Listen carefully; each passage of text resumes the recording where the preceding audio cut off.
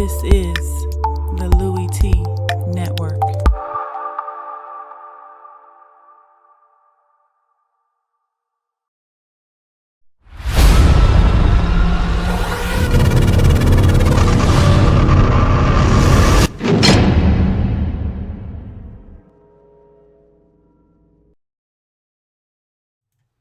Who else could it be but me, your me, Louie T? Welcome. You are here on lockdown coverage. Week 2 getting wrapped up here in terms of the lockdown coverage. San Diego Chargers. San Diego Superchargers taking on the Jacksonville Jaguars in week 2. Both teams in search of their first victory of the season, and this one got out of hand quickly. By the end of the first quarter, the Chargers were up 21 to nothing, or by the halftime mark of the game, they were up 21 to nothing. By the end of the third quarter, they were up 35 to nothing. This one was never in question. The Jacksonville Jaguars were never in this ball game. And so we'll break this down quickly. I do blowouts a little bit differently, and I'll get into all of that here in a second. But first and foremost, if this is your first time on this channel, welcome. Subscribe to the Louie Tee Network for more great content moving forward into 2016 and beyond. I'm also on social media. In the Lab Room is the Facebook page. Give me a like and a thumbs up there. I'm also on Twitter. At In the Lab Room is the Twitter handle, so make sure you give me a follow if you're on Twitter. If you want to leave a comment in the comment section or on Twitter, hashtag Louie T Live is the way to do that. Now, like I said before, because this was a blowout, I don't do likes, dislikes, banana in the tailpipe from a blowout. That much energy and effort isn't required in an ass whooping. It just isn't. So what I do is something I like to call what I saw from afar. And so this is what I saw from afar in this ball game. I'll start with the Jacksonville Jaguars. Their miscues cost them a chance at even having a competitive football game. They punt on the first possession of the game. They throw an interception on the second possession of the game. They miss a field goal on the third possession of the game. They fumble. Blake Bortles fumbles on the fourth possession of the game. And then Blake Bortles throws another interception on the fifth possession of the game. If that's not losing football, I don't know what is. You tally all of that up and you get a 21 to nothing deficit in this game that would have been worse if not for, and it's good to see one of the young fellas stepping up, making a play, swatting a football out of Phillip Rivers' hand, but it was all bad for the Jaguars for the most part.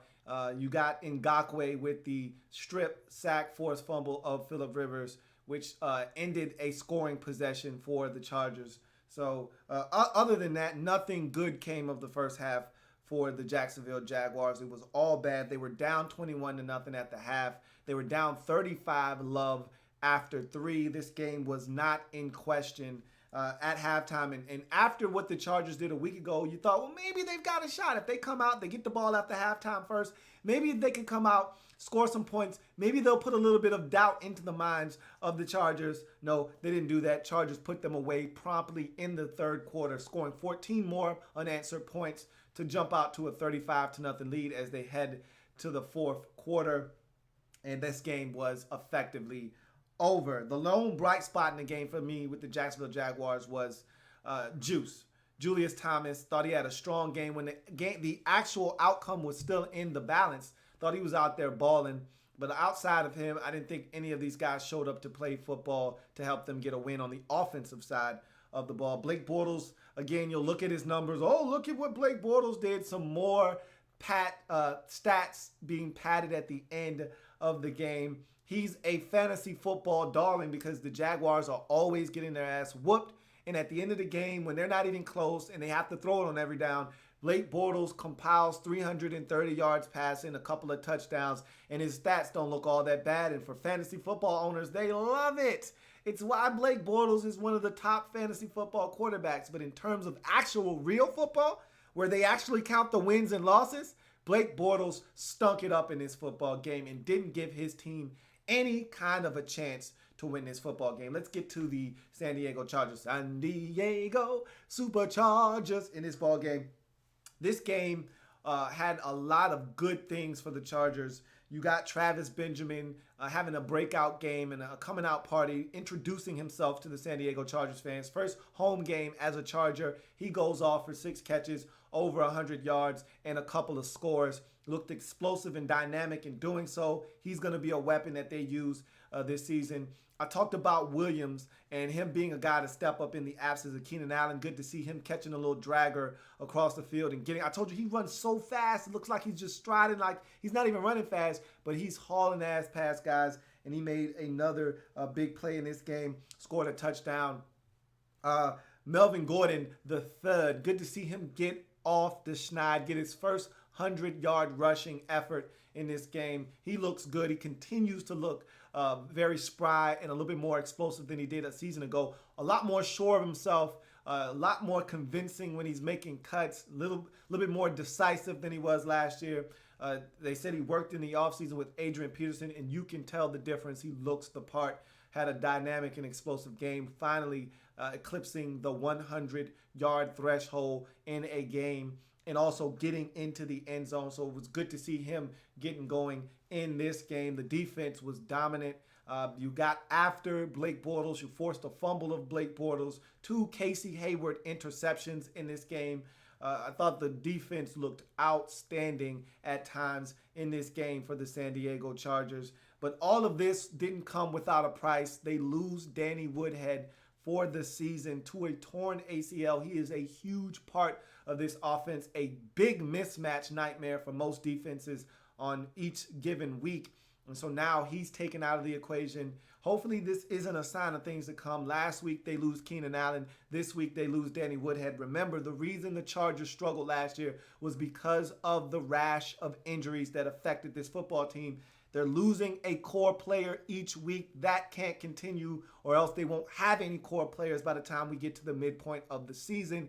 Hopefully this is the final week that they have a casualty of such catastrophic proportions at the end of a ball game, because Danny Woodhead is a key contributor and a guy that they love to split out wide and create mismatches and hand the football off to and get him in positions to make plays. He's so dynamic. They're going to miss his presence in this offense. So that essentially was my takeaway from this game. Chargers dominate 6 ways to Sunday, get it done.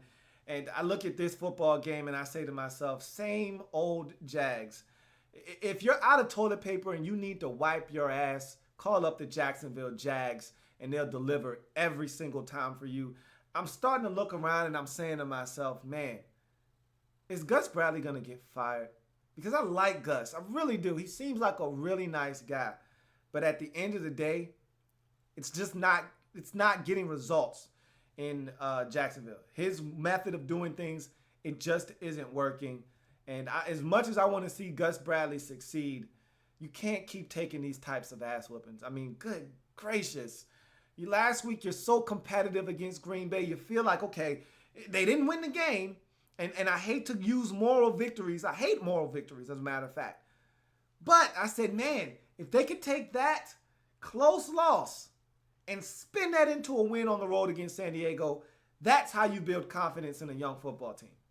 And what did they do? They took 3 gigantic steps backwards after almost beating Green Bay last week. They turn around and get trolloped on the road to the San Diego Chargers. Not to say that the Chargers aren't a good football team, because I think the Chargers are going to be better than a lot of people think after seeing them and seeing the way that they've played in the first 2 weeks of the season. And I've already said this, and I'll continue to say this until I have no more breath left in my body.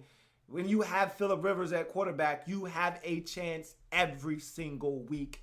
And because they have Phillip Rivers, they got a shot in every ball game. And so they can just stay healthy, which they haven't done in the first 2 weeks.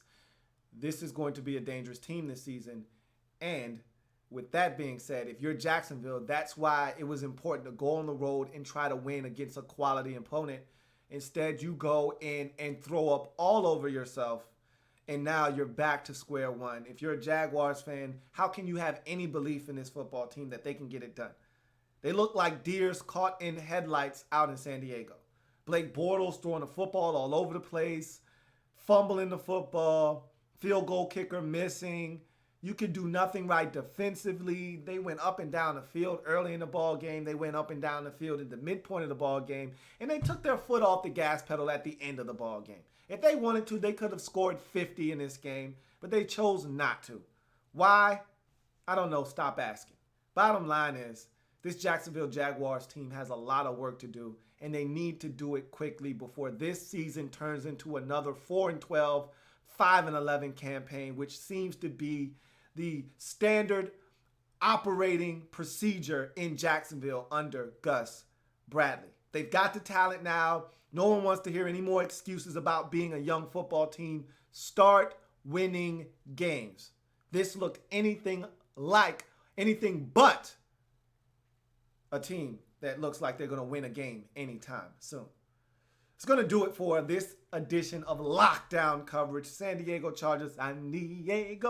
Superchargers dominate the Jacksonville Jaguars 35-14, getting to 1-1 on the season. Meanwhile, the Jacksonville Jaguars leave San Diego in a hopeless state at 0-2, searching for answers.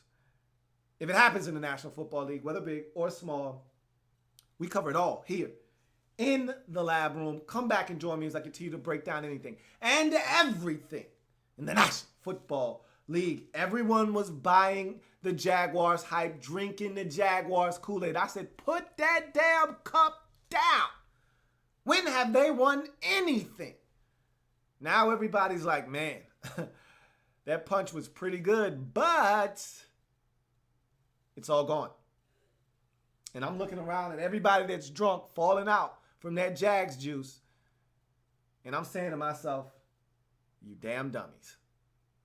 There's still 14 games left in the season. I'm not going to condemn the Jaguars to a 5-11, 4-12 existence. But after seeing this game, I'm going to tell you what, it feels awfully similar, eerily similar to the past 3 seasons under Gus Bradley. We'll see. We will see. But for the Chargers, big win. Gets you back to 500. Gives you a little bit of confidence. Like I said before, this team just needs to stay healthy. If they can stay healthy, they have a shot. They have everything that they need to get the job done. Just stay healthy. It's going to do it for me. Remember, we're changing the game one live feed at a time. I will see you after the Monday night game for Monday Night Football overtime. I'll see you then. Don't be late.